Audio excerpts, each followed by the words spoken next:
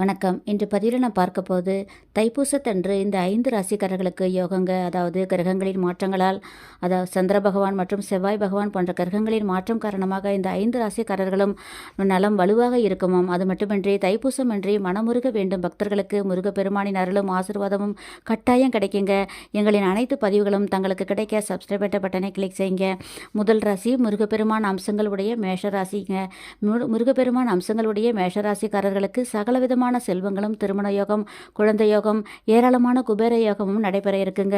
இரண்டாவது முருகப்பெருமானின் குணங்களை உடைய விருச்சிக ராசி நேயர்களுக்கு இதுவரை இருந்து வந்த பணப்பிரச்சனை, கடன் பிரச்சனை அனைத்தும் தீரப்போகுதுங்க. மூன்றாவது சிம்மராசி. சிம்மராசிக்காரர்களுக்கு இந்த வருட தைப்பூசத்தன்று முருகப்பெருமானின் பரிபூரண கடாட்சம் கிடைக்க இருக்குங்க. அனைத்து தடைகளும் நீங்கி லாபம் வந்து சேருங்க. நான்காவது தனுசு ராசி.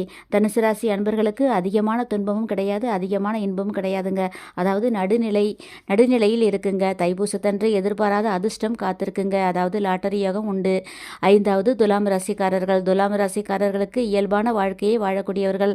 சொந்த வீடு, வாகன யோகம் என சகல நன்மைகளும் நடைபெற போகுதுங்க. தங்கள் கருத்துக்களை கீழே கமெண்ட் பாக்ஸில் டைப் பண்ணலாம். எங்கள் சேனல் பிடிச்சிருந்தா லைக் பண்ணுங்க, சப்ஸ்கிரைப் பண்ணுங்க, வீடியோவை ஷேர் பண்ணுங்க. நன்றி.